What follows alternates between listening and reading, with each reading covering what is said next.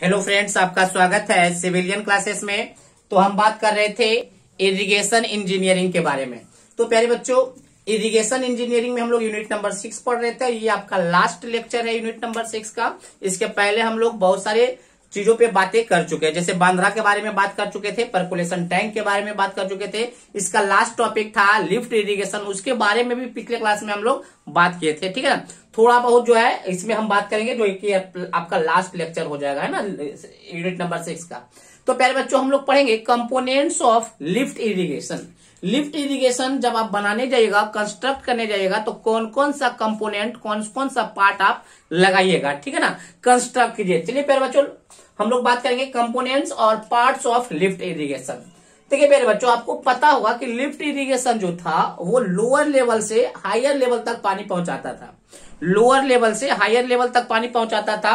मान लीजिए प्यारे बच्चों, ये आपका कोई रिवर है, यहां से पानी हमको फील्ड तक पहुंचाना, ये हमारा मान लीजिए चैनल है जहां तक हमको पानी पहुंचाना है। तो प्यारे बच्चों, ये जो आपका रिवर है, इसका मान लेते ये जो लेवल है ना, वो हाई फ्लड लेवल है। वो क्या है? हाई फ्लड लेवल है। तो देखिए, अब यहाँ का पानी हमको हायर लेवल तक पहुंचाना है, तो सबसे पहले हमको रिवर के पानी को क्या करना होगा? कलेक्ट करना होगा। तो उस रिवर के पानी को कलेक्ट करने का काम करता है इनटेक चैनल का। कौन है? यहाँ पे इनटेक लगा हुआ है। आप 6 सेमेस्टर में इसके बारे में बेहतरीन तरीके से इन्वायरमेंटल इंजीनियरिंग में पढ़िएगा। बट अभी जान लीजिए, इनटेक एक ऐसा स्ट्रक्चर है जो रिवर के पानी को कलेक्ट करता है और अगले पार्ट्स को डिलीवर कर देता है। ठीक है प्यारे बच्चों, तो हमने क्या बोला? इनटेक लगा दिया गया है रिवर में, इनटेक लगाया गया है रिवर में। इनटेक जब लगाया गया है रिवर में, तो इनटेक क्या करेगा? ये पानी को, रिवर के पानी को खींचेगा, रिवर के पानी को खींचेगा। ठीक है प्यारे बच्चों, चलिए अब देखिए प्यारे बच्चों, दूसरा होता है यहां से, मान लीजिए आपका रिवर है ना, तो रिवर के बैंक पे, रिवर के किनारा पर इनलेट क्या लगाया जाता है? इनलेट चैम्बर लगाया जाता है। इनलेट चैम्बर क्या करता है? पानी को जो ये खींचा है ना पानी, सबसे पहले इनलेट चैम्बर के पास जाएगा, और इनलेट चैम्बर क्या करेगा? जो सील्ड पार्टिकल है ना, इसमें इनलेट चैम्बर आपको दिख नहीं रहा है। इनलेट चैम्बर जो होता है ना, वो क्या करेगा? वो जो सिल्ट पार्टिकल होगा उसको नहीं लेगा, बाकी पानी को रख लेगा, और जो सिल्ट पार्टिकल होगा, जो बालू होंगे, जो धूल कण होंगे, उसको छोड़ देगा। इनलेट चैम्बर का ये काम है। जबकि इनटेक वेल से क्या होगा प्यारे बच्चों? जो पानी के साथ साथ कुछ सिल्ट पार्टिकल आएगा, उस सिल्ट पार्टिकल को रोक देगा। कौन? Inlet chamber. उसके बाद क्या है प्यारे बच्चों? Jack well. देखिए, इसके बगल में हमने जैक वेल बनाया है। जैक वेल के अंदर ही सक्शन पाइप है। सक्शन पाइप पानी को सक करेगा, खींचेगा, है ना, और खींच कर कहां ले जाएगा? उसको पंपिंग हाउस तक। कहां ले जाएगा? पंपिंग हाउस तक ले जाएगा, है ना। यहाँ पे सेंट्रीफ्यूगल पंप लगा हुआ है। कौन सा पंप लगा हुआ है? सेंट्रीफ्यूगल पंप लगा हुआ है। तो जैक वेल है प्यारे बच्चों, ये जो जैक वेल बनाया गया उसी में सक्शन पाइप है। नेक्स्ट, उसके बाद है आपका inlet pipe joining inlet chamber. प्यारे बच्चों, अब हम क्या करेंगे? यहां से पाइप के थ्रू ही आपका जैक वेल में जाएगा, तो इनलेट पाइप का लाएगा। नेक्स्ट है आपका इंजन हाउस, ये आपका सारा का सारा इंजन हाउस है प्यारे बच्चों। नेक्स्ट है आपका डिलीवरी चैम्बर, ये है आपका डिलीवरी चैम्बर। ये जो देख रहे हैं ना, डिलीवरी, ताकि पानी जो होगा, यहाँ जो जैक वेल से पानी को खींच कर कहां ले जाएगा? डिलीवरी चैम्बर तक। और डिलीवरी चैम्बर क्या करेगा प्यारे बच्चों? पानी को सारा कलेक्ट करेगा, और टाइम टू टाइम वो फील्ड को, कमांड एरिया को देते जाएगा। ठीक है प्यारे बच्चों। नेक्स्ट है आपका डिलीवरी चैम्बर के बाद है डिलीवरी डिस्ट्रीब्यूशन सिस्टम। प्यारे बच्चों, अब देखिए, डिलीवरी चैम्बर तक तो पानी आ गया ना, डिलीवरी चैम्बर से पानी हमको कहां ले जाना है? कमांड एरिया में। तो बहुत सारे पाइप्स का जरूरत पड़ेगा, उन सारे पाइप्स को हम लोग कहेंगे delivery distribution system. Delivery distribution system ऐसा सिस्टम जो पानी को कन्वे करता है हमारे कमांड एरिया तक। ठीक है प्यारे बच्चों। नेक्स्ट हमारा है पंपिंग मशीनरी। बहुत सारे पंप, जो पंप होगा प्यारे बच्चों, वो बहुत तरीके का पंप हम लोग यूज करते हैं। जनरली सेंट्रीफ्यूगल पंप होता है, तो वही मशीन के बारे में लिखा हुआ है पंपिंग मशीनरी। तो उसके बारे में 2-2 लाइन हम लोग लिख लेते हैं। अगर आपके क्वेश्चन में आता है, आपके एसबीटी एग्जाम में अगर आता है कि एक्सप्लेन द कंपोनेंट्स और parts of the lift irrigation, तो सबसे पहले आपको इस फिगर को ड्रॉ करना है। उसके बाद आप 2-2 लाइन हर उसके कंस्ट्रक्शन पे लिख सकते हैं। तो पहले आप इसको नोट डाउन कर लीजिए, हम 2-2 लाइन सबके बारे में लिखा देते हैं। पहले आप इसको नोट डाउन कर लीजिए।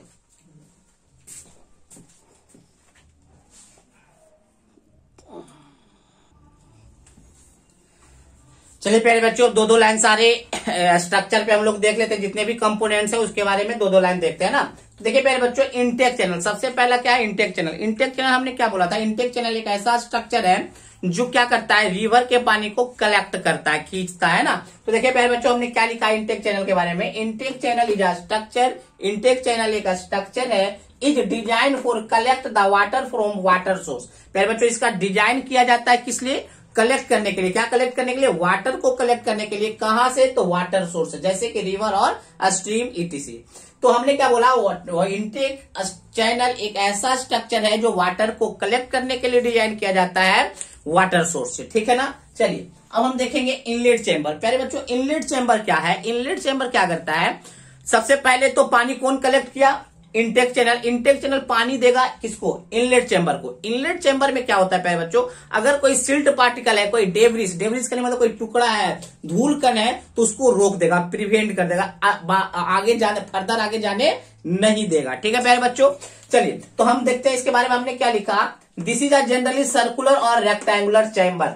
हमने क्या बोला प्यारे बच्चों, इनलेट चैम्बर जो होता है वो सर्कुलर और रेक्टेंगुलर शेप में बनाया जाता है, constructed just near the bank, और रिवर के किनारे बनाया जाता है, वाटर सोर्स के किनारे बनाया जाता है ना। It avoid silts and debris into the jack well, jack well में सिल्ट पार्टिकल ना चला जाए उसके लिए वो क्या करता है, उसके लिए वो अवॉइड कर देता है, किसको, सिल्ट और डेब्रिस पार्टिकल को जाने नहीं देता, किसमें, जैक वेल में, ठीक है ना। चलिए अब हम देखेंगे जैक वेल। प्यारे बच्चों, जैक वेल कहाँ होता है, तो याद रखिएगा प्यारे बच्चों, जैक वेल में ही सारा पंप लगा हुआ है, और उस पंप का जो टॉप होगा, जो मतलब सबसे ऊपर वाला जो पोर्शन होगा, वो रिवर के हाई फ्लड लेवल से ऊपर होना चाहिए। रिवर का, जैसा कि हमने फिगर में भी दिखाया था कि हाई फ्लड लेवल से उसका टॉप जो होता है ऊपर होता है, ठीक है ना। और इसका जो लोकेशन होना चाहिए जैक वेल का, बहुत ही अच्छे तरीके का, मतलब लोकेशन आपको सही से चूज करना होगा, है ना। चलिए हमने क्या लिखा है, it facilitate location of an engine house. प्यारे बच्चों, ये आपको फैसिलिटी देता है इंजन हाउस को रखने के लिए, इंजन हाउस को बनाने के लिए। एवव हाई फ्लड लेवल, कहां पे, तो हाई फ्लड लेवल के ऊपर। And allow pumping during flood, और फ्लड के दौरान ये पंपिंग करने का सुविधा देता है। The top of the jack well, jack well का जो सबसे ऊपरी हिस्सा होगा, is kept above the high flood level. जो आपका जैक वेल का जो टॉप हिस्सा होगा वो क्या होना चाहिए, above the high flood level. Its diameter is in between 3.65 metre to 4.55 metre. याद रखिएगा प्यारे बच्चों, जैक वेल का जो डायमीटर होता है वो 3.65 से लेकर 4.55 मीटर तक का होता है। नेक्स्ट है आपका इनलेट पाइप। तो इनलेट पाइप आप क्या करता है प्यारे बच्चों, इनलेट पाइप क्या करता है, जैक वेल से पानी को लेकर कहां प्रोवाइड कर देता है, कहां पर प्रोवाइड करता है, तो वो आपका जो चैम्बर था, डिलीवरी चैम्बर में प्रोवाइड करता है। तो प्यारे बच्चों, डिलीवरी चैम्बर में जाएगा तो आप देखे होंगे प्यारे बच्चों कि जैक वेल और डिलीवरी चैम्बर थोड़ा सा ऊपर होता है, और आपका जो जैक वेल होता है वो नीचे होता है। तो नीचे से जब ऊपर जाएगा तो कुछ प्रॉपर ग्रेडियंट से जाएगा, है ना। तो उस प्रॉपर ग्रेडियंट को भी डिजाइन किया जाता है, किसका, इनलेट पाइप का प्रॉपर जो होना चाहिए, ग्रेडियंट कितना होना चाहिए उसका भी डिजाइन करना होता है। तो वो सारी बातें हम लोग 6 सेमेस्टर के इन्वायरमेंटल इंजीनियरिंग में बहुत ही विस्तार से पढ़ेंगे। बस यहाँ पे हम क्या जानेंगे कि यह एक ऐसा पाइप है जो वाटर को कन्वे करता है, कहां से, जैक वेल से लेकर डिलीवरी हाउस तक। और इसका जब डिजाइन किया जाता है तो इसका प्रॉपर ग्रेडियंट प्रोवाइड किया जाता है। चलिए इनलेट पाइप में देखिए प्यारे बच्चों, हमने क्या लिखा, to convey water from inlet chamber to jack well, ठीक है ना। And inlet pipe it provided with proper gradient में से दिया जाता है, प्रॉपर ग्रेडियंट एकदम देना जरूरी है। And valve it provided to control discharge. प्यारे बच्चों, इस इनलेट पाइप में वॉल्व दिया जाता है। वॉल्व समझते हैं प्यारे बच्चों, वॉल्व देखिए, जब आप नल खोलते हैं ना, नल तो देखते होंगे, नल जो खोलते हैं इस तरह से खोलते हैं, बंद करते हैं, तो क्या एक्चुअली कर रहा है कि कितना पानी, मतलब आपको अगर पानी को क्या करना है, डिस्चार्ज करवाना, मतलब पानी को निकालना है नल से, तो क्या करते हैं, वॉल्व को ओपन करते हैं। और अगर आपको नल बंद करना होगा तो वॉल्व को क्या, क्लोज कर देते हैं। तो ये वॉल्व तो आपको समझ में आ रहा होगा, जो डिस्चार्ज को कंट्रोल करता है वो वॉल्व कहलाता है। ऐसे तो बहुत सारे वॉल्व होते हैं, सारे वॉल्व के बारे में हम आगे पढ़ेंगे, बार बार बोल रहे हैं, उन सारे बातों को हम आगे पढ़ लेंगे। तो वॉल्व अभी जनरली समझिएगा जो कंट्रोल करता है, किसको, डिस्चार्ज को कंट्रोल करता है, उसको हम क्या करेंगे, वॉल्व कहेंगे, है ना। चलिए तो प्यारे बच्चों, हम इस पाइप में बहुत सारे वॉल्व को प्रोवाइड कर देते हैं जो क्या करता है, डिस्चार्ज को कंट्रोल करता है कि कितना पानी आगे दिया जाए। इस डिस्चार्ज को कंट्रोल कौन करेगा, इसमें जो वॉल्व प्रोवाइड रहेगा वो कर देगा। नेक्स्ट है प्यारे बच्चों इंजन हाउस। इंजन हाउस क्या होता है, जिसमें सारे पंप्स वगैरह रखे रहेंगे। तो इंजन हाउस का स्पेस अच्छा खासा होना चाहिए, है ना। तो देखिएगा इंजन हाउस में हमने क्या लिखा, engine house is constructed either for 1 engine और 2 इंजन। प्यारे बच्चों इंजन हाउस को जो कंस्ट्रक्ट किया जाता है इस प्रकार से कंस्ट्रक्ट किया जाता है ताकि उसमें 1 इंजन या 2 इंजन आराम से वहां पे रह सके, विथ स्मॉल स्टोर रूम, और उसके साथ थोड़ा सा स्टोर रूम भी होना चाहिए। किस लिए भाई, तो फ्यूल को स्टोर करने के लिए। इंजन जो चलेगा वो मान लीजिए डीजल पेट्रोल किसी से भी चल रहा है, तो उस फ्यूल को स्टोर करने के लिए भी जगह होना चाहिए। और उस इंजन को, इंजन हाउस में इंजन को खोलने वाले जितने भी पार्ट्स, नट होते हैं, बोल्ट, ये सब जो होते हैं ना, स्क्रू वगैरह, उस पार्ट्स को रखने के लिए भी स्मॉल जगह होना चाहिए। तो ये हमारा था पहले बच्चों इंजन हाउस, ठीक है ना। तो कुछ और कंपोनेंट्स है उसके बारे में भी देखेंगे, पहले आप इसको नोट डाउन कर लीजिए।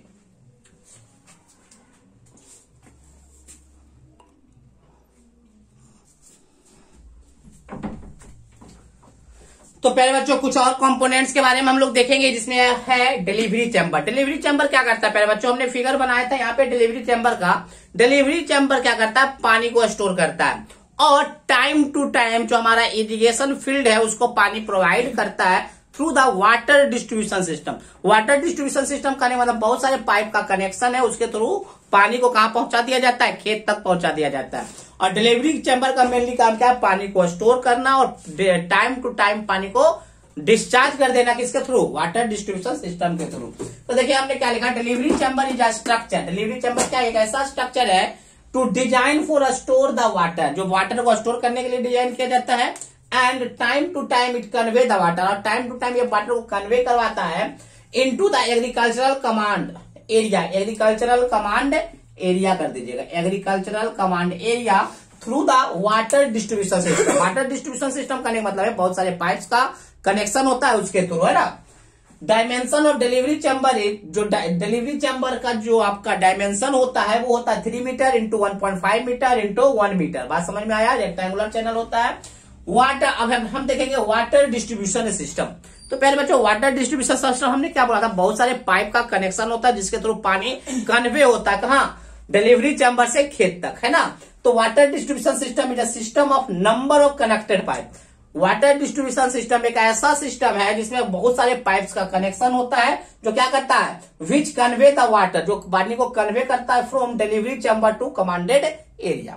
बात समझ में आ गया। नेक्स्ट है पंपिंग मशीनरी। प्यारे बच्चों पंपिंग मतलब कौन सा पंप आप यूज कर रहे हैं, जैसे centrifugal pump, axial pump, centrifugal pumps, बहुत सारे पंप्स होते हैं। तो वो डिपेंड्स करता है आपका डिस्चार्ज पे, आप खेत तक कितना स्पीड से डिस्चार्ज चाहते हैं उसके अनुसार हम पंप को चूज करते हैं।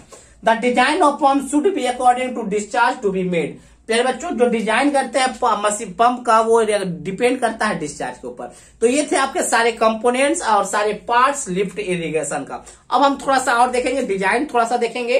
तो चलिए अब ये लास्ट टॉपिक हम लोग देखेंगे इस चैप्टर का, पहले आप इसको नोट डाउन कर लीजिए।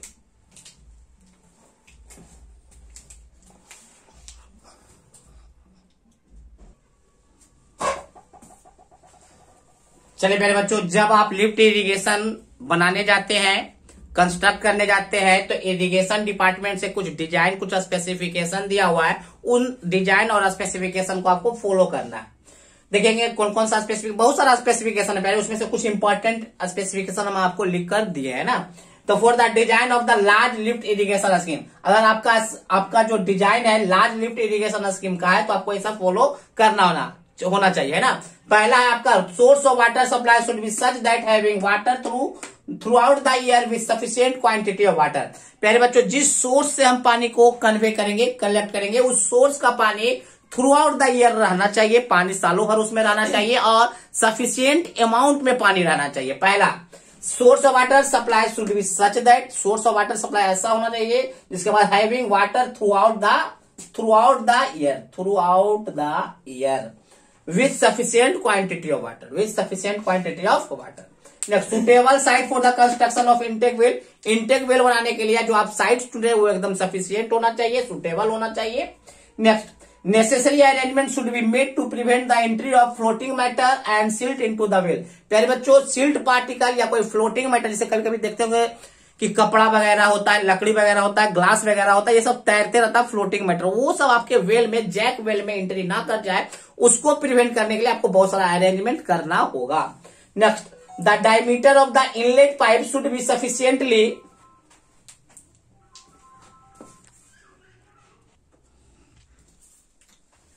नेक्स्ट प्यारे बच्चों हमने क्या बोला था, बहुत सारा अरेंजमेंट होना चाहिए ताकि आपका जो फ्लोटिंग मैटर है, जो सील्ड पार्टिकल है, वो जैक वेल में एंट्री ना कर सके, है ना। नेक्स्ट, इनलेट पाइप का डायमीटर एकदम सफिशियंट होना चाहिए, लार्ज होना चाहिए, अप्रोक्सीमेट 450 mm तक होना चाहिए।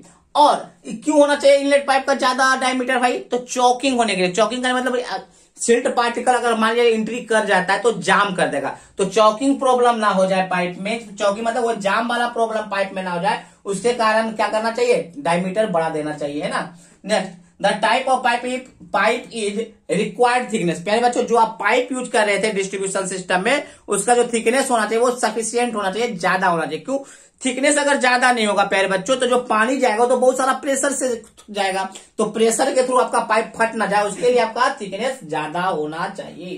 Next, the water from the delivery chamber should be flow into the distribution system by gravity. प्यारे बच्चों देखिए, ये आपका था डिलीवरी चैम्बर। अब डिलीवरी चैम्बर से पानी कहाँ जा रहा था, फील्ड में।